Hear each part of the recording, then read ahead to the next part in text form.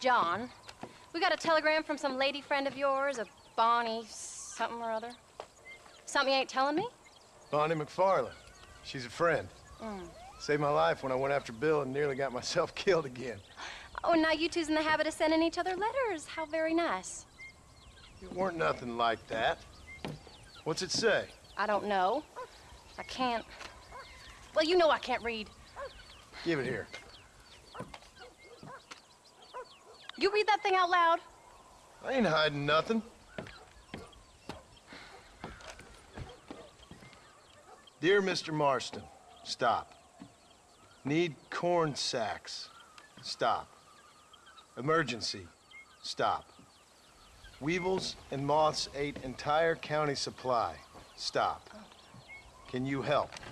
Not exactly the most romantic request now, is it? I guess not. And she saved your life, you say? Yes, ma'am. Well, then you're gonna have to help her and her family out. We've got a plentiful supply of corn sacks over near the silo. About the one thing Uncle didn't manage to have stolen while we was gone. Okay. Hurry back, John. And John, what's she like? You know. A little bit like you, I guess. She's a woman in a man's world.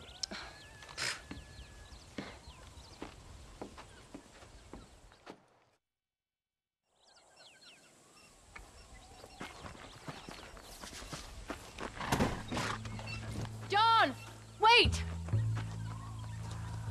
I changed my mind. I'm coming with you. What are you waiting for? We better hurry.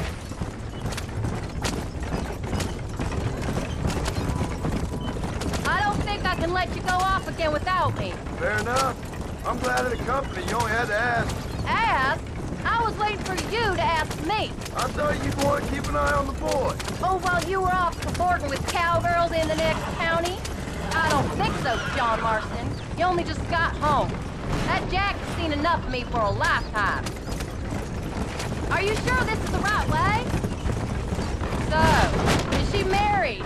This Bonnie McFarland? Come on! We'll never get there at this rate. No. What does she look like? I don't know. Pretty normal, I suppose. Normal? What? Normal like me? No.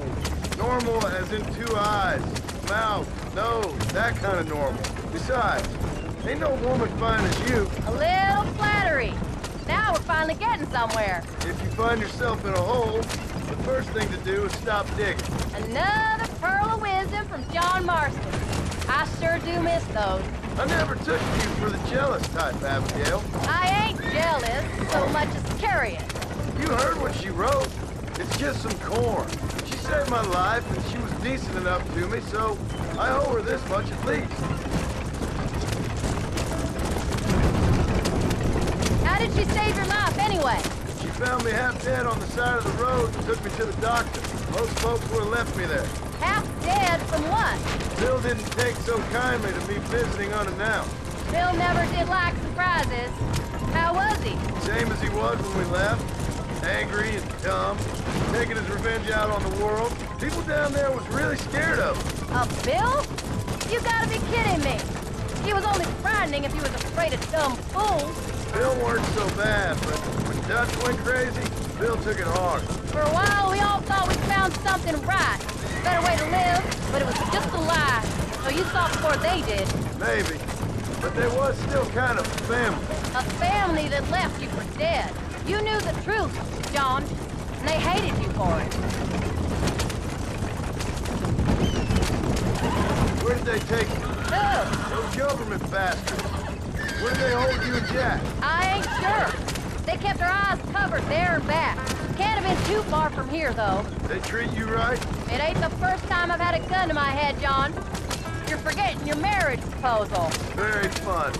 No, they learned pretty quick what would happen if they laid a finger on me. Sons of bitches. It wasn't them or being there. I didn't care about that. I've been in far worse situations. It was the waiting. I didn't know if you was coming back. Of course I was coming back. You were only supposed to be gone for a couple of days. It took longer than I thought. The only thing Bill and Dutch was ever any good at was not getting caught. I started thinking you'd gone back to them. That life's over. I hope you're right. Bill, Javier, Dutch, they're all dead. It don't get more over than that.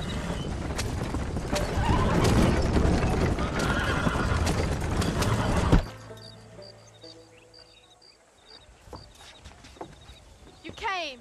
Thank you so much. We lost the entire harvest. Miss McFarland, I'd like you to meet my wife, Abigail. Oh, ain't you quite the gentleman all of a sudden? It's a pleasure to meet you, Mrs. Marston. Likewise. Thank you for saving my husband's life, and for teaching the miserable goat some manners, among other things. I didn't teach him anything. I know better than to try to change a man. You should meet my father.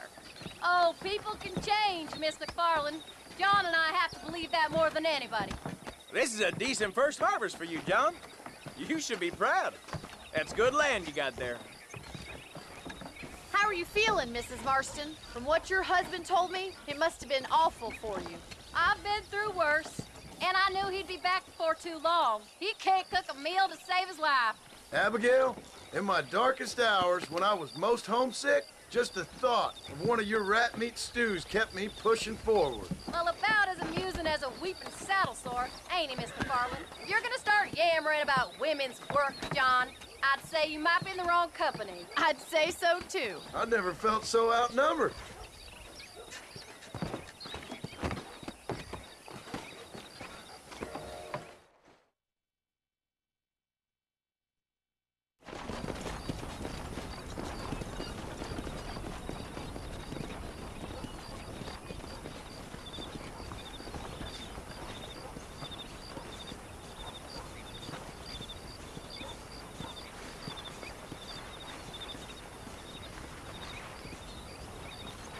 Ma'am?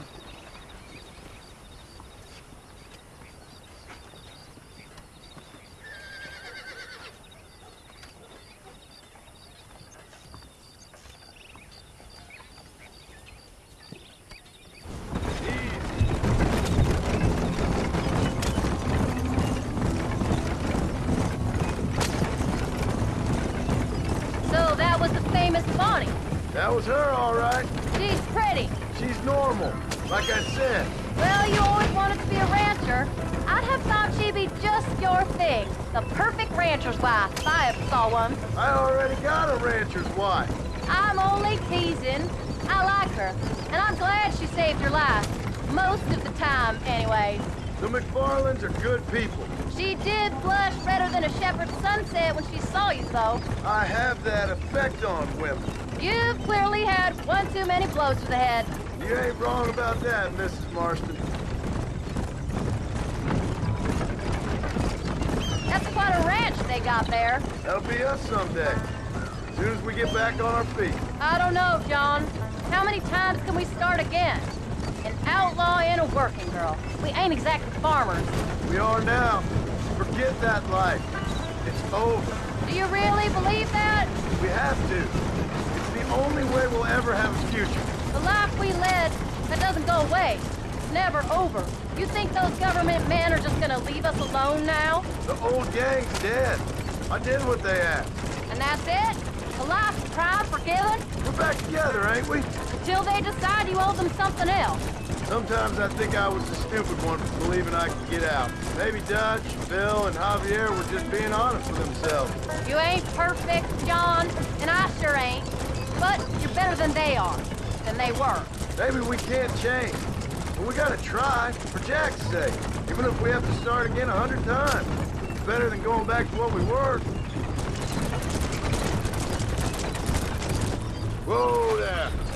How's Jack doing? Angry, upset. He's been through a lot. I hope he's gonna be all right. It's gonna take time. For a while, his world was safe. Normal, even. Then it got turned upside down again. He ain't saying much about it. I've tried to talk to him, but how do you explain any of this? What do you say when he asks about Uncle Phil and Uncle Dutch?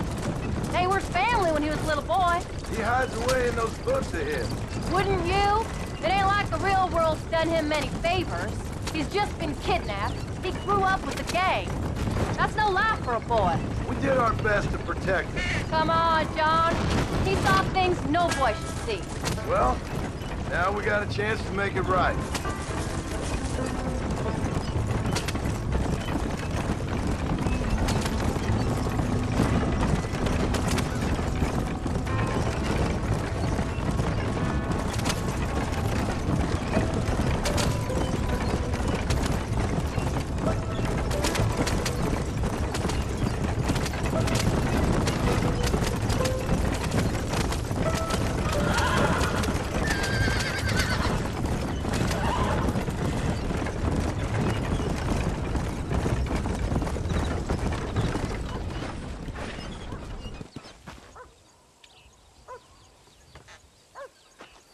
We did good today, John. I guess I better go fix us something to eat.